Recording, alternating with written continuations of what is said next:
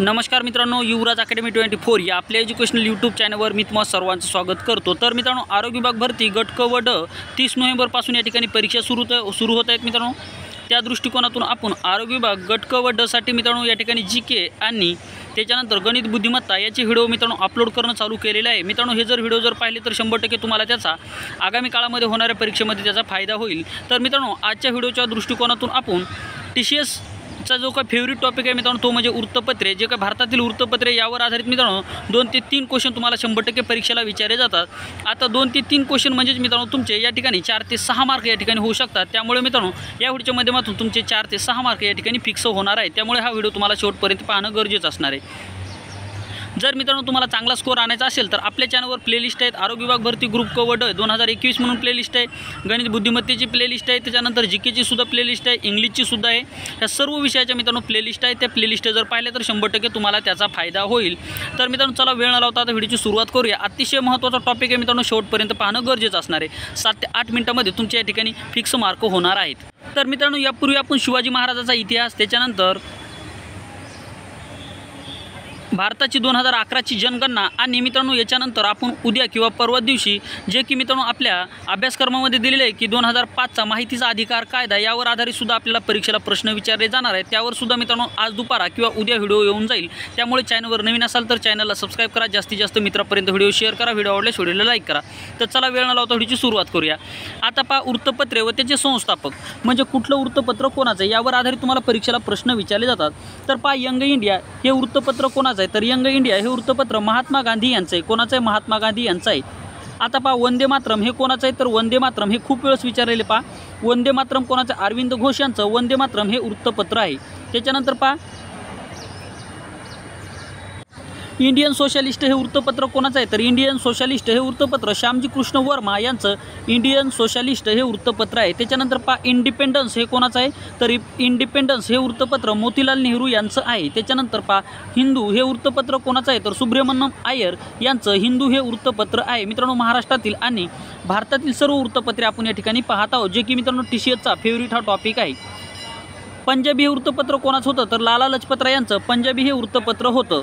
त्याच्यानंतर पहा, वंदे मातरम कोणाचं आहे तर लाला लजपतराय यांचं आहे। पहा, वंदे मातरम जर विचारलं तर पहा याच्यामध्ये पर्यायानुसार तुम्हाला उत्तर देणं गरजेचं असणार आहे। वंदे मातरममध्ये जर तुम्हाला अरविंद घोष हा पर्याय जर असेल तर तो निवडायचा आहे।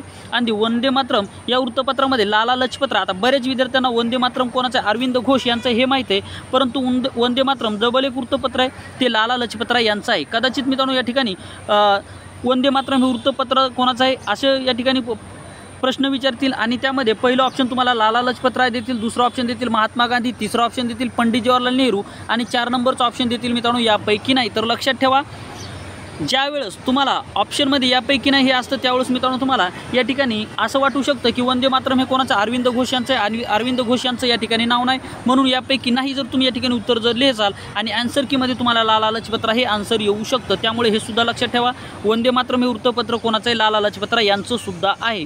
त्याच्यानंतर वंदे मातरम डबल एक वृत्तपत्र आहे ते आहे मित्रांनो मादम कामा यांचं, मादम भिकाजी कामा यांचं वंदे मातरम परत एक वृत्तपत्र आहे। म्हणजे वंदे मातरम हे वृत्तपत्र 3 जणांचं आहे। कोणाकोणाचं? अरविंद घोष यांचं आहे, लाला लजपतराय यांचं सुद्धा आहे आणि मादम भिकाजी कामा यांचं सुद्धा आहे। असेच ऑड प्रश्न मित्रांनो या ठिकाणी TCS आणि IBPS विचारतं आणि यामध्ये आपल्याला कन्फ्यूज करतं आणि यामध्ये आपल्या मार्क जाऊ शकतात। त्यामुळे हे प्रश्न तुमच्या लक्षात येणं गरजेचं आहे।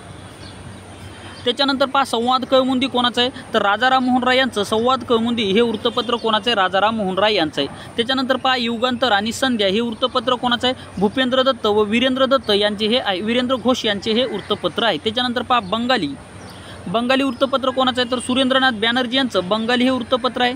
त्याच्यानंतर गद्दर हे वृत्तपत्र कोणाचं आहे लाला हरदयाळ यांचं आहे। पहा, हे लक्षात ठेवा, अमेरिकेमध्ये सुरू झालं लाला हरदयाळ यांनी 1913 मध्ये गद्दर हे वृत्तपत्र अमेरिकेमध्ये सुरू केलेलं होतं। लक्षात ठेवा, गद्दर हे वृत्तपत्र कोणाचं आहे लाला हरदयाळ यांचं आहे। हा प्रश्न खूप वेळेस विचारलेला आहे।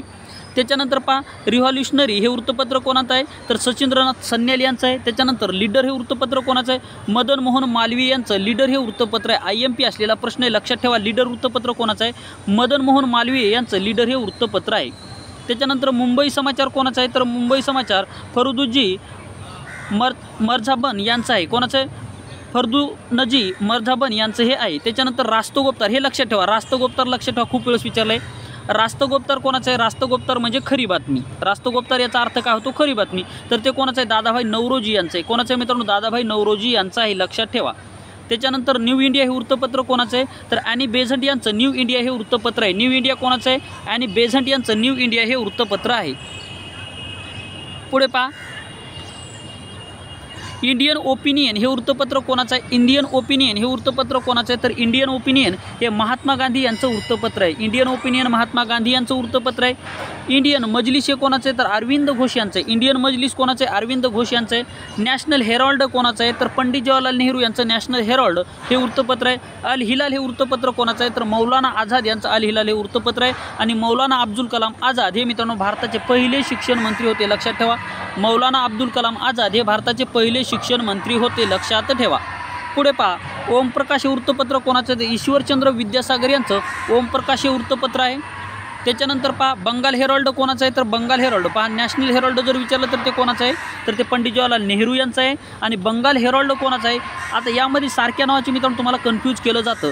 तर पहा, नॅशनल हेराल्ड कोणाचं? पंडित जवाहरलाल नेहरू यांचं, भारताचे पहिले पंतप्रधान होते. त्याच्यानंतर बंगाल हेराल्ड कोणाचं आहे? तर बंगाल हेराल्ड राजाराम मोहन रॉय यांचं आहे. कोणाचं आहे? बंगाल हेराल्ड कोणाचं आहे? राजाराम मोहन रॉय यांचं आहे, लक्षात ठेवा. पीपल हे वृत्तपत्र कोणाचं आहे? तर लाला लजपतराय यांचं पीपल हे वृत्तपत्र आहे. पीपल वृत्तपत्र कोणाचं आहे? लाला लजपतराय यांचं आहे. त्याच्यानंतर विहारी हे वृत्तपत्र कोणाचं आहे? तर विदा सावरकर यांचं. विहारी वृत्तपत्र कोणाचं आहे? हे खूप वेळेस विचारलेलं पहा. विहारी वृत्तपत्र कोणाचं आहे? तर विदा सावरकर यांचं आहे. त्याच्यानंतर पहा, आता बॉम्बे क्रॉनिकल कोणाचं आहे? बॉम्बे क्रॉनिकल हे वृत्तपत्र फिरोजशाह मेहता आहे. आता MPSC जर तुम्ही परीक्षा देणार असाल तर मित्रांनो हा MPSCचा फेवरेट टॉपिक आहे, खूप वेळेस रिपीट झालेला टॉपिक आहे. बॉम्बे जे काही मित्रांनो हे बॉम्बे क्रॉनिकल हे वृत्तपत्र MPSCने खूप वेळेस रिपीट केलेलं आहे. जर मित्रांनो तुम्ही या ठिकाणी MPSCची म्हणजे राज्यसेवा कंबाईनची परीक्षा देत असाल तर हा प्रश्न लक्षातच ठेवा. बॉम्बे क्रॉनिकल हे वृत्तपत्र कोणाचं आहे? तर फिरोजशाह मेहता यांचं आहे. फिरोजशाह मेहता यांना या ठिकाणी मुंबईचा अनबिझनेस सम्राट असं सुद्धा म्हटलं जातं, हे सुद्धा लक्षात ठेवा. त्याच्यानंतर पहा, अमृत बाजार पत्रिका. अमृत बाजार पत्रिका कोणतं आहे? शिरीष कुमार घोष यांचं अमृत बाजार पत्रिका हे वृत्तपत्र आहे. त्याच्यानंतर कॉम्रेड आणि हमदर्द हे कोणाचं आहे? तर मोहम्मद अली यांचं आहे. कोणाचं आहे? मोहम्मद अली यांचं आहे. त्याच्यानंतर प्रबुद्ध भारत हे खूप वेळेस विचारलेलं आहे. प्रबुद्ध भारत हे वृत्तपत्र कोणाचं होतं? तर प्रबुद्ध भारत हे वृत्तपत्र डॉक्टर बाबासाहेब आंबेडकर यांचं प्रबुद्ध भारत हे वृत्तपत्र आहे. त्याच्यानंतर मित्रांनो केसरी हे वृत्तपत्र कोणाचं आहे? तर केसरी हे वृत्तपत्र लोकमान्य टिळक यांचं आहे. लोकमान्य टिळक यांना भारतीय असंतोषाचे जनक असं सुद्धा म्हटलं जातं, लक्षात ठेवा. लोकमान्य टिळक यांनी जे की गणेश उत्सव आणि शिवजयंती कोणी चालू केली? तर लोकमान्य टिळक यांनी सुरू केलेले आहे. आणि राष्ट्रीय काँग्रेसला राष्ट्रीय सभा हे नाव कोणी दिलं? तर लोकमान्य टिळक यांनी दिलेलं आहे, हे सुद्धा तुम्हाला या ठिकाणी लक्षात ठेवायचं आहे. केसरी वृत्तपत्र कोणाचं आहे? तर लोकमान्य टिळक यांचं आहे. द इंडियन स्पेक्टॅटर हे कोणाचं आहे? बेहरामजी मलमारी यांचं आहे. बेहरामजी मलमारी यांचं द इंडियन स्पेक्टॅटर हे वृत्तपत्र आहे. त्याच्यानंतर प्रभाकर हे खूप वेळेस विचारे पहा. प्रभाकर हे वृत्तपत्र कोणाचं आहे? तर प्रभाकर हे वृत्तपत्र भाऊदाजी लाड यांचं आहे. कोणाचं आहे? प्रभाकर वृत्तपत्र कोणाचं आहे? भाऊदाजी लाड यांचं आहे. हा प्रश्न IMP करा. प्रभाकर वृत्तपत्र कोणाचं आहे? भाऊदाजी लाड यांचं आहे. न्यू इंडिया हे वृत्तपत्र कोणाचं आहे? बिपिनचंद्र पाल यांचं आहे. न्यू इंडिया वृत्तपत्र कोणाचं आहे? बिपिनचंद्र पाल यांचं आहे. तर कॉमनवेल्थ हे वृत्तपत्र कोणाचं आहे? तर कॉमनवेल्थ हे वृत्तपत्र ॲनी बेझंट यांचं आहे. आणि ॲनी बेझंट ह्या कोणत्या देशाच्या होत्या? हा प्रश्न खूप वेळेस विचारला आहे. तर ॲनी बेझंट ह्या स्वित्झर्लंड या देशाच्या होत्या. कोणाच्या? स्वित्झर्लंड या देशाच्या होत्या. यांनी या ठिकाणी लोकमान्य टिळकसोबत होमरूल लीगची स्थापना केली होती. होमरूल लीगची स्थापना ॲनी बेझंट यांनी लोकमान्य टिळक यांनी केलेली आहे. आणि राष्ट्रीय काँग्रेसच्या पहिल्या महिला अध्यक्ष म्हणून ॲनी बेझंट यांचा उल्लेख केला जातो. या ठिकाणी ॲनी बेझंट या राष्ट्रीय काँग्रेसच्या पहिल्या महिला अध्यक्षा होत्या, हे सुद्धा तुम्हाला लक्षात राहणं गरजेचं आहे. तर अशा स्वरूपामध्ये मित्रांनो व्हेरी IMP असलेला टॉपिक परीक्षेच्या दृष्टिकोनातून आपण पाहिलेला आहे. मित्रांनो आशा करतो हा व्हिडिओ तुम्हाला आवडला असेल. व्हिडिओ आवडल्यास व्हिडिओ लाईक करा. चॅनलवर नवीन असाल चॅनलला सबस्क्राईब करा. पुढचा व्हिडिओ मित्रांनो आपला असणार आहे 2005 जो की माहितीचा अधिकार कायदा असणार आहे. हा माहितीचा अधिकार कायदा मित्रांनो तुम्हाला परीक्षेला 100% विचारला जातो. यावर मित्रांनो 2 ते 3 क्वेश्चन तुम्हाला विचारले जातील. आणि TCSचा मित्रांनो हा फेवरेट असलेला टॉपिक आहे. मित्रांनो जेवढे टॉपिक आतापर्यंत TCSने वारंवार परीक्षेला प्रश्न विचारलेत हेच टॉपिक आपण या ठिकाणी कव्हर करत आहोत, जेणेकरून मित्रांनो तुम्हाला एक दिशा भेटेल आणि त्याचनुसार तुमचा या ठिकाणी जीकेचा अभ्यास जर झाला तर 100% तुम्हाला मार्क येतील. आता बरेच विद्यार्थी म्हणतात की सर आम्ही खूप अभ्यास केला परंतु जे आम्ही वाचलं ते परीक्षेला आलंच नाही. तर मित्रांनो परीक्षेला नेमकं अपेक्षित काय, TCS IBPS नेमकं कशावर प्रश्न विचारतोय हे एक तुम्हाला कळणं गरजेचं आहे. आणि त्याचनुसार तुमचा अभ्यास जर झाला तर तरच मित्रांनो तुम्हाला TCS आणि IBPS नुसार या ठिकाणी मार्क येतील. अन्यथा मित्रांनो तुम्ही कितीही जरी अभ्यास केला, जर मित्रांनो तो अभ्यास जर मित्रांनो TCS आणि IBPSला जर अपेक्षित जर नसेल तर साहजिक आहे मित्रांनो तुम्हाला मार्क कमी येतील. त्यामुळे मित्रांनो आपल्या चॅनलचे जर व्हिडिओ जर पाहिले तर TCS आणि IBPS पॅटर्ननुसार 100% तुम्हाला सर्व टॉपिक भेटतील आणि त्यातून मित्रांनो 100% तुम्हाला आगामी काळामध्ये होणाऱ्या सर्व स्पर्धा परीक्षेसाठी या ठिकाणी फायदा होईल. तर या ठिकाणी थांबूयात मित्रांनो, पुन्हा भेटूयात एका नवीन व्हिडिओमध्ये. थँक्यू, धन्यवाद.